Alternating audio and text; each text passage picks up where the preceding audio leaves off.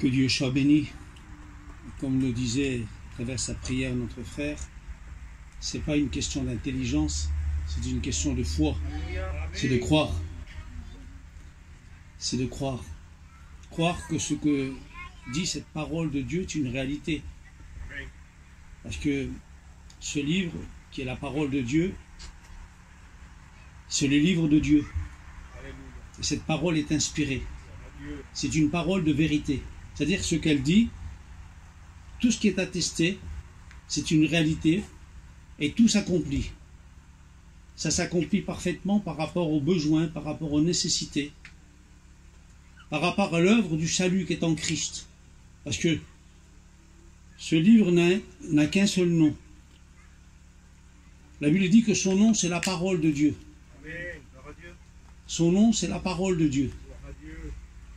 Donc, que tu puisses prendre conscience dans cette soirée. Vous savez, nous venons, je le sais, maintes et maintes fois. Moi-même, je suis là, je m'assois, j'écoute. Et plus je réalise, plus mon esprit s'ouvre à la réalité de la parole de Dieu, à la réalité de ce qui est dit. Parce que tout ce qui est dit ici concerne Jésus. Il n'y a rien qui ne concerne pas Dieu. Tout concerne Dieu. Ce n'est pas une religion. Les témoignages qui ont été donnés, les chants qui sont chantés, tout concerne Dieu. Amen. Et ça, c'est la réalité par rapport à Dieu, de ce que nous sommes par rapport à lui, de ce qu'il est pour nous, de l'œuvre de son salut, de sa grâce, de son amour. On va lire dans la parole du Seigneur un texte que j'ai déjà lu, mais j'aime méditer ce texte parce que c'est tellement une réalité par rapport à ce qu'il est venu accomplir pour chacun d'entre nous. Vous comprenez? Dieu, à travers son Fils, est venu accomplir une œuvre de salut, une œuvre de délivrance, une œuvre de réconciliation, une œuvre de paix.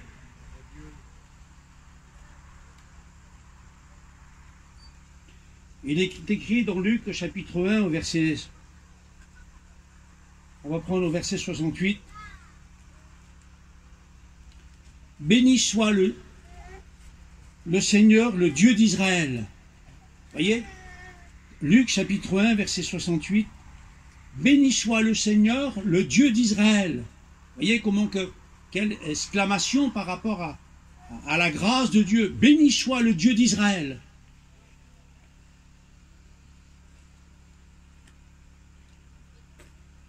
De ce qu'il a visité et racheté son peuple. Quelle exclamation de cet homme de Dieu. La Bible dit que cet homme, par le moyen de l'Esprit de Dieu, rempli de l'Esprit de Dieu, a proclamé ce message. Il est dit au verset 67, Zacharie, son père, rempli du Saint-Esprit, il prophétisa en ces mots. C'est-à-dire que c'est le ciel même qui lui a inspiré ce message de Dieu. C'est venu de Dieu même. Il l'a transmis à travers sa bouche. Et c'est ce même message qui nous est transmis aujourd'hui. Ce même message de l'Esprit. Pour que nous puissions bien comprendre l'œuvre de la grâce et de l'amour de Dieu. Béni soit le Seigneur, le Dieu d'Israël, de ce qu'il a visité et racheté son peuple. Donc Dieu a visité son peuple. Dieu est venu pour racheter son peuple. Regardez, il continue, il nous a suscité. Il nous a suscité un puissant sauveur. Amen. Dans la maison de David. Il nous a suscité un puissant sauveur. C'est-à-dire que sans ce sauveur, sans cette venue du Messie souffrant, il n'y a pas de salut. Il n'y a pas de délivrance.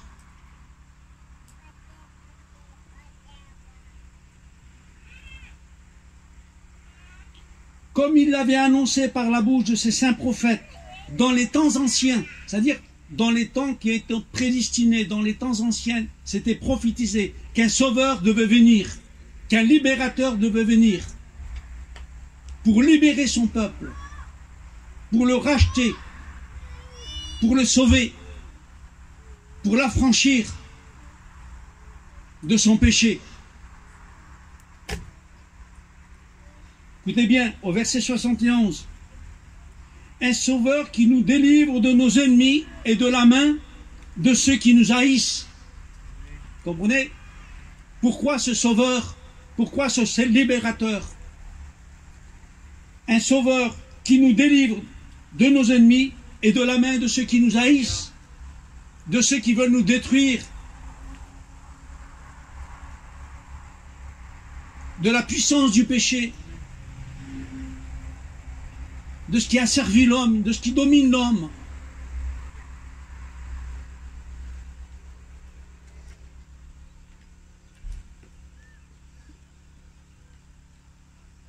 Au verset 72, c'est ainsi qu'il manifeste sa miséricorde envers nos pères. Il se souvient de sa sainte alliance. C'est une alliance que Dieu a opérée envers les hommes, dont Dieu a prophétisé à travers sa parole, par la bouche des prophètes. Une alliance de réconciliation, de délivrance, de salut.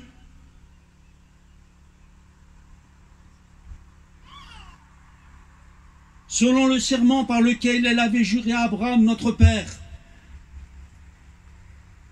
de nous permettre, après que nous serions délivrés de la main de nos ennemis, de ce qui nous tient captifs, de ce qui a servi notre vie, de ce qui domine notre vie, de ce qui nous tient dans l'esclavitude du péché,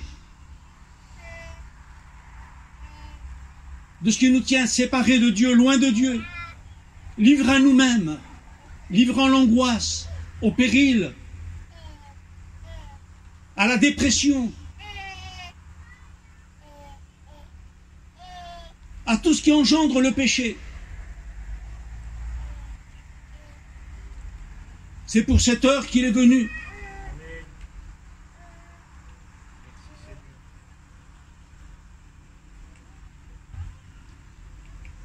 De nous permettre, après que nous serions délivrés de la main des ennemis, de le servir sans crainte. Plus de crainte. Vous avez vu tout à l'heure, ma femme a rendu témoignage. Qu'est-ce qui s'est passé avant qu'elle connaisse Christ? Elle avait de l'angoisse, de la peur, de la crainte, sans savoir pourquoi. Parce que sans qu'il y ait ce salut, c'est ainsi que l'homme est asservi. Sans cette délivrance que Jésus est venu opérer pour les hommes, c'est à cela que l'homme est asservi. À l'angoisse, à la dépression, au péché, dans tout ce qui concerne le péché, dans toutes ses conséquences, dans la haine, la méchanceté, après que nous soyons délivrés de cela, que nous ne puissions le servir sans crainte. Une fois que nous avons été affranchis du péché, alors nous pouvons servir Dieu sans crainte. La crainte disparaît, la peur disparaît, le péché n'a plus pouvoir en nous, parce qu'il est venu nous affranchir du péché, de ce qui nous a servissé. Il nous a suscité un puissant sauveur dans la maison de David, son serviteur, comme il l'avait annoncé par la bouche de ses saints prophètes, des temps anciens, un sauveur qui nous délivre de nos ennemis et de la main de ceux qui nous haïssent.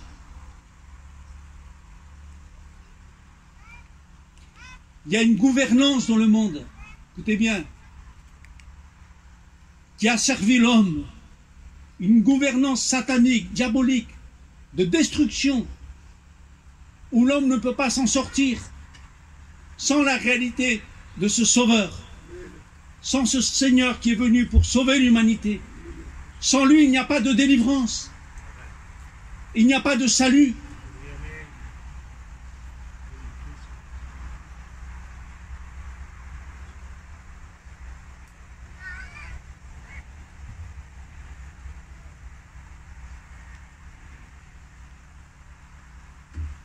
Enfin, au verset 17, de donner à son peuple la connaissance du salut par le pardon des péchés. Voyez, Il ne peut pas y avoir de connaissance du salut sans le pardon des péchés. Il faut que l'homme se repente, qu'il reconnaisse sa misère, son état de péché et de désobéissance, à quoi il est asservi.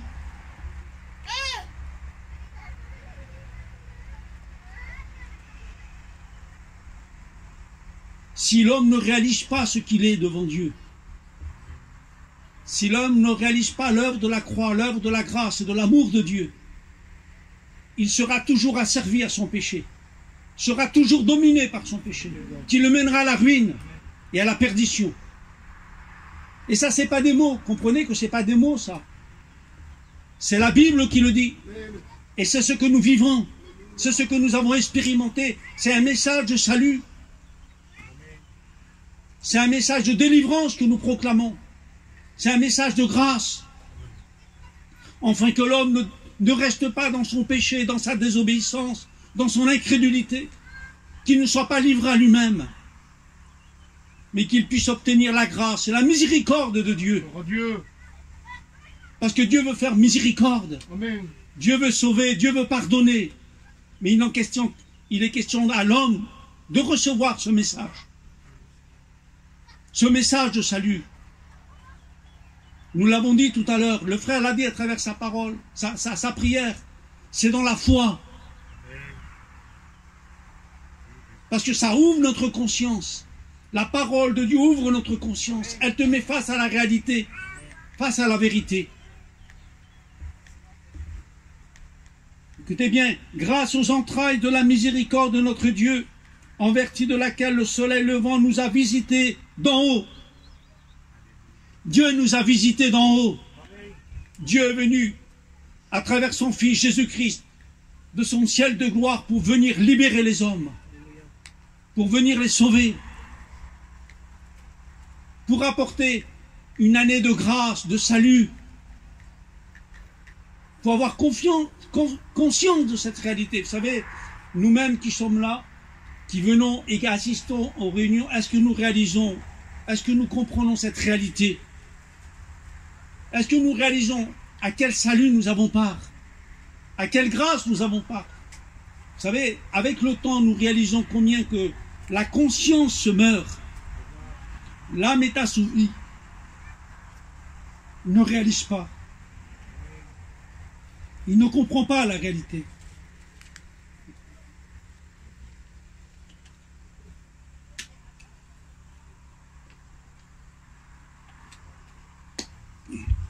On ne comprend pas la réalité de ce salut. Si on comprendrait la réalité de ce salut, face à ce que nous vivons, face au péril où nous sommes, face au monde que nous vivons, vous savez dans quel monde nous sommes? Il est dit dans la parole de Dieu, c'est l'heure de vous réveiller enfin du sommeil. Amen. Car le jour est plus court que du jour que nous avons cru. C'est l'heure de vous réveiller, de prendre conscience de cette réalité. Vous savez, avec tous mes mots, avec toute ma conviction par rapport à cette réalité, si vous n'ouvrez pas vos cœurs à Dieu, à la grâce de Dieu, rien ne pourra se passer. Si vous n'ouvrez pas vos cœurs à Dieu, si vous ne réalisez pas cette réalité, si vous ne vous sentez pas concerné par ce que nous sommes en train de vivre,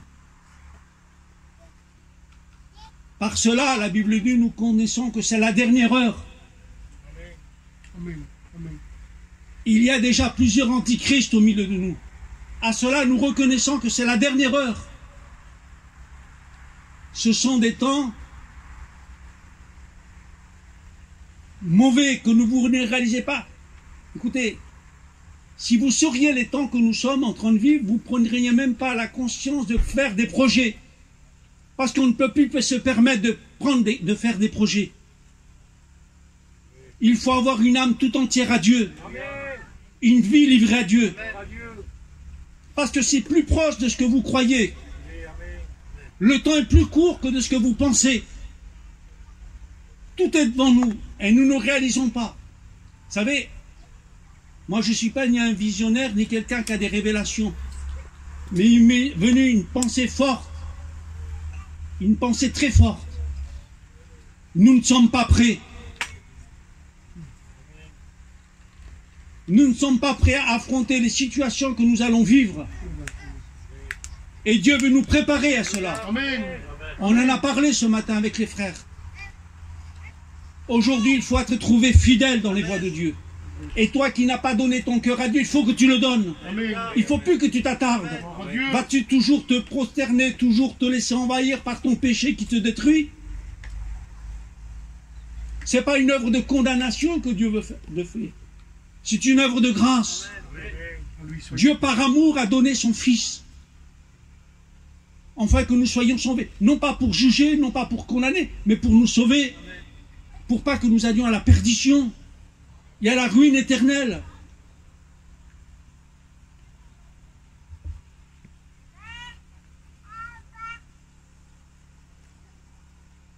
Grâce aux entrailles de la miséricorde de notre Dieu. Voyez? Grâce aux entrailles de la miséricorde de notre Dieu. Ce sont les entrailles de Dieu, la miséricorde, l'amour de Dieu qui nous presse et qui nous appelle. C'est l'amour de Dieu. Ça vient des entrailles de Dieu.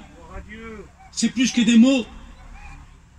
La Bible dit que quand Jésus voyait les âmes, il était ému de compassion. C'est-à-dire ému dans ses entrailles. Amen. Voyant le besoin des âmes, les voyant comme des brebis sans berger, destinées à la boucherie, à la ruine, à la perdition.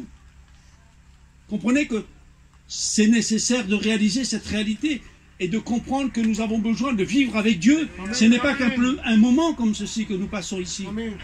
C'est une vie que nous vivons avec Dieu. Ça doit être plus que des mots, c'est pas une religion.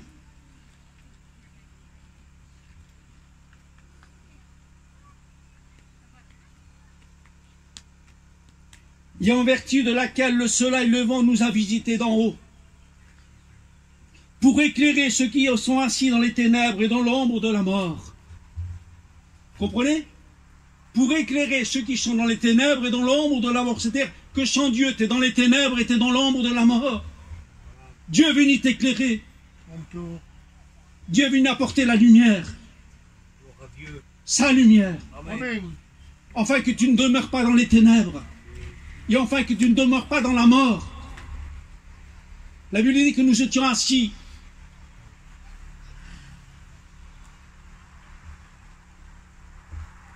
Regardez ce que dit le psaume 107.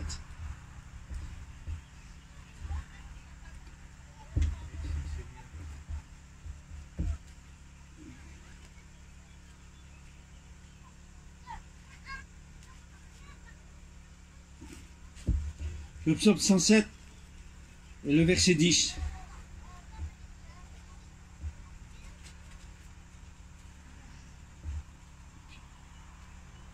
Regardez ce que fait les ténèbres. Regardez où que l'homme est sans Dieu. Ça, c'est pas une histoire, c'est une réalité. Ceux qui avaient pour demeure les ténèbres et l'ombre de la mort. Ceux qui avaient pour demeure les ténèbres et l'ombre de la mort. Vivaient captifs dans la misère et dans les chaînes. Voyez à quelle domination, de quelle manière l'homme est asservi. La Bible dit que Dieu a oint du Saint-Esprit de force Jésus de Nazareth, qui allait de lieu en lieu faisant du bien et délivrant tous ceux qui étaient sous l'empire du diable. Dieu a oint. Il a été oint pour délivrer les captifs. Comprenez l'œuvre de la grâce et l'œuvre de l'amour de Dieu. Pour délivrer les captifs, rendre libres les opprimés, guérir les cœurs brisés et apporter une année de grâce, une année de salut. C'est l'œuvre de la grâce et de l'amour de Dieu, manifesté dans le Christ.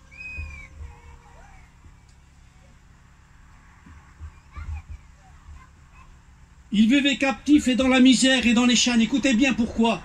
Pourquoi ils vivaient dans les misères et dans les chaînes? Parce qu'ils s'étaient révoltés contre les paroles de Dieu. Je vous en supplie au nom du Seigneur, soyez réconciliés avec Dieu. Amen. Ne vous révoltez pas contre la parole de Dieu. parce qu'ils avaient méprisé le conseil du Très-Haut. Ne méprise pas le conseil de Dieu, parce qu'il en va de ton salut, il en va de ta délivrance, il en va dans ta vie éternelle, il en va de la grâce de Dieu envers toi.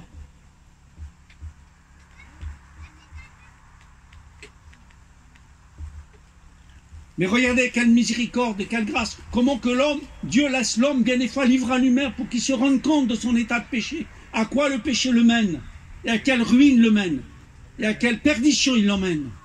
Parce qu'il faut qu'il prenne conscience de cette réalité. Des fois, Dieu nous laisse livrer à nous-mêmes, en point que nous prenions conscience de l'état de notre misère, à cause de notre incrédulité, de notre désobéissance, de ne pas vouloir Dieu comme Seigneur, comme Sauveur. Regardez, ils l'humiliaient à leur cœur. Par la souffrance, ils succombèrent et personne ne les secourut. Il n'y a pas de secours dans le monde. Le monde ne peut pas secourir l'homme, quel qu'il soit. Vous avez vu tout à l'heure, ma femme a rendu témoignage. Face à la maladie, face à la détresse de nos plus bien-aimés, de ceux que nous aimons, on ne peut rien s'il n'y a pas le secours de Dieu. L'homme ne peut pas te secourir. L'homme ne peut pas intervenir dans ta misère, dans ton angoisse, dans ta peur, dans ta détresse. Dans leur détresse, écoutez bien, ils crièrent à l'Éternel. Dans leur détresse, ils crièrent. La Bible dit, quand un malheureux crie, l'Éternel l'entend et le sort de toute sa détresse et la rage de son malheur, de sa ruine, de sa perdition, de son égarement. Il les délivra de leur angoisse. Il les fit sortir des ténèbres. Et il les fait sortir des ténèbres. La lumière vient. Parce que quand la lumière vient, les ténèbres s'enfuient. Jésus est la lumière. Jésus a dit, je suis la lumière du monde. Celui qui ne me suit ne marchera pas dans les ténèbres, mais aura la lumière de la vie.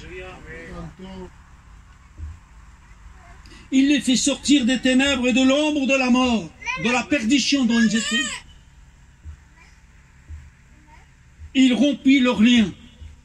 Quelle délivrance que Dieu opère. Il rompit leurs liens. Lui seul a le pouvoir de rompre les liens, d'affranchir l'homme. Sans lui, il n'y a pas de délivrance, il n'y a pas de secours. La Bible dit, si Christ vous affranchit, vous serez réellement libre. Il n'y a pas de liberté sans lui. Il n'y a pas de salut sans lui. Qu'il le loue, l'Éternel, pour sa bonté et pour ses merveilles en faveur des fils des hommes.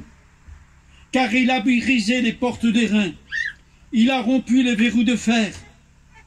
Voyez l'œuvre de salut. Lui seul a le pouvoir de rompre les verrous d'airain et de délivrer les captifs, quels qu'ils soient. Il n'y a rien qui peut s'opposer à lui, parce qu'il a vaincu pour chacun d'entre nous. C'est une œuvre de salut, de grâce et de miséricorde. Regardez ce que dit un autre homme ici.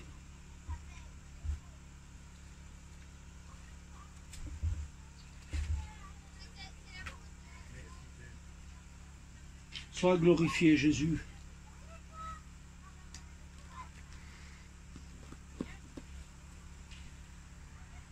On va prendre le verset 25 et après cela nous méditons et puis nous rendrons et nous prierons le Seigneur.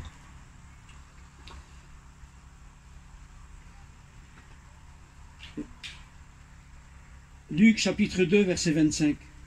Et voici, il y avait à Jérusalem un homme appelé Siméon.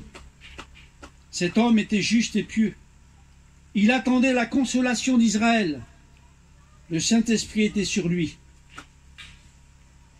Il avait été divinement averti par le Saint-Esprit qu'il ne mourrait pas avant d'avoir vu le Christ, le Seigneur. Il vint au temple, poussé par l'Esprit.